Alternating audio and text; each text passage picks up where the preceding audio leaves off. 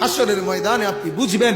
যদি বেলালকে জিজ্ঞাসা করেন, বেলাল ঈমানের দাম কত, বেলালকে বলবেন ঈমান কাকে বলে, তো হযরতে বেলাল বলবে উত্তপ্ত বালুর মধ্যে বুকে পাথর চাপা দিয়ে মরুভূমির রৌদ্রের মধ্যে পড়ে থাকাকে ঈমান বলে। খাব্বাবকে বলবেন, খাব্বাব ঈমান কাকে বলে, তো হযরতে খাব্বাব রাদিয়াল্লাহু তাআলা আনহু বলবেন কামারের দোকানের জ্বলন্ত লাল কয়লার মধ্যে নিজের দুই পাশের কোমরের গোশত খুলে খুলে চর্বি সহ ফেলে দিছে আমার মনিব ঈমানের কারণে। ঈমান এটাকে আপনি কি বুঝবেন? আপনি তো বুঝেন নাই বাপ। সারা পৃথিবীর জনসংখ্যা একেবারে বরাবর 800 কোটি পৌঁছে গেছে।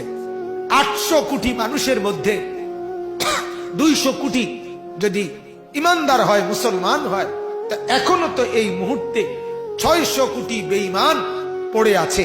তাহলে আপনি যদি সেই 600 কোটির মধ্যে হতেন, আমি যদি হতাম, কি হতো বাপ?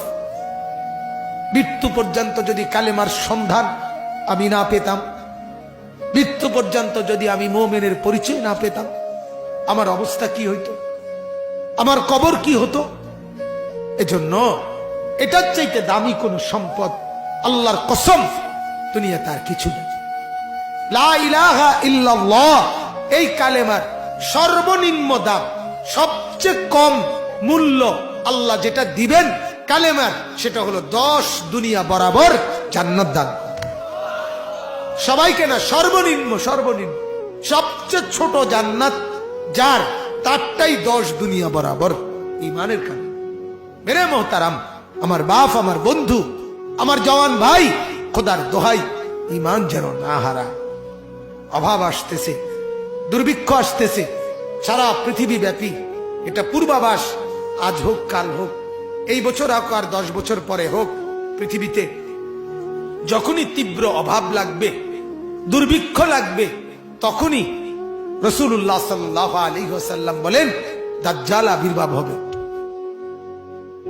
দাজ্জাল বের হবে। আমি নিজ চোখে হাদিসে পড়ছি। আল্লাহর নবী বলেন 3 বছর লাগাতার দুর্ভিক্ষ হবে। ছেলেরা কথাটা মনোযোগ দিয়ে শোনেন ভাইয়া। 3য় বছরের দুর্ভিক্ষে নবীজি বলছেন আসমান থেকে 1 ফোঁটা বৃষ্টি হবে না, আসমান থেকে জমিন থেকে ফসল উঠবে না। এজন্য হাত ধরে বলি ভাইয়া, চতুর্দিকের এই দুর্ভিক্ষে, অভাব, পেরেশানি আর অস্থিরতা, আজ হোক কাল হোক, এটা পূর্বাভাস। নবীজি বলছেন যখন অভাব তীব্র হবে, আসমান থেকে বৃষ্টি হবে না, জমিন থেকে ফসল উঠবে না, নবীজি বলেন তখন দাজ্জাল বের হবে। ওয়া মাআহু লাহমুন ওয়া খুবুজুন ওয়া নাহরুম মিন মাইন। দাজ্জালের কাছে গোশত থাকবে, রুটি থাকবে, পানির নহর থাকবে। দাজ্জাল বলবে তার বাহিনীরা, ইহুদিরা, দাজ্জালের বাহিনীরা, দাজ্জালের সাথে বেঈমানরা বলবে গোশত নাও, রুটি নাও, পানি নাও, বিনিময়ে ঈমান দিয়ে দাও, এরে খোদা মনে করো, এরে খোদা বানায় নাও। আরে বাপ, আমি কেমনে বললে বুঝতেন? আমার তো মন চায় পায়ে ধরে ধরে ছেলেদেরকে বলি, যুবকের হাতে ধরে ধরে বলি, রে বাপ, আল্লাহর দোহাই তোর এই উলঙ্গ ছবি দেখা, নাচ দেখা, মোবাইলের ছবি দেখা, জিনা আর বেবিচারের এই দৃশ্য গোটা দুনিয়ার মানুষকে কষ্ট দিবে বাপ। শুধু তুমি আযাবের কারণে কষ্ট পাবা না, বরং গোটা বনি আদম, গোটা মাখলুকাত, এমনকি গর্তের পিপিলিকা, এমনকি সাপ, বিচ্ছু, জন্তু জানোয়ার পর্যন্ত কষ্ট পাবে। সব অভাব লাগবে এই গুনার কারণ, গুনার কারণ, নাফরমানির কারণ। কোরআনুল কারীমের মধ্যে আল্লাহ তাআলা বলেন ওমা আসাবাকুম মিন মুসিবাতিন ফাবিমা কাসাবাত আইদিকুম। গুনাহের কারণে মুসিবত। যাহারাল ফাসাদু ফিল বাররি ওয়াল বাহর বিমা কাসাবাত আইদিন নাস। গুনাহের কারণে আমাদের মা আর বোনদের হাঁটা চলা দেখেন না বাপ, বাজার, মার্কেট, শপিং, রেস্তোরাঁ, কফি হাউস, ক্যাফে, বিনোদন কেন্দ্র, পার্ক, মা আর বোনদের পাগল হয়ে গেছে, পাগল, বেসামাল। এই অল্প কিছু মোল্লা মৌলভী, অল্প কিছু মসজিদ মাদ্রাসা, এগুলা যদি বুলডোজার দিয়া এগুলা যদি ধ্বংস করে সমান করে দিতে পারত, তো এদেশের রাস্তায় রাস্তায় উলঙ্গ যুবক আর যুবতী জিনার ব্যভিচার করত।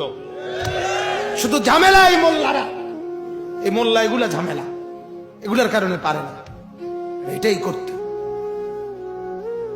হ্যাঁ, সেদিন বেশি দূরে না, সেদিন বেশি দূরে না, রাত নাই দিন নাই, সারা রাত আপন মার ঘরে, বাবার ঘরে, যে ঘরে মা বাপ থাকে, সেই ঘরে নিজের ছেলে মেয়ে যদি সারা রাত উলঙ্গ ছবি দেখে, সে জাতি ধ্বংস হইবার বেশি দিন আর নাই,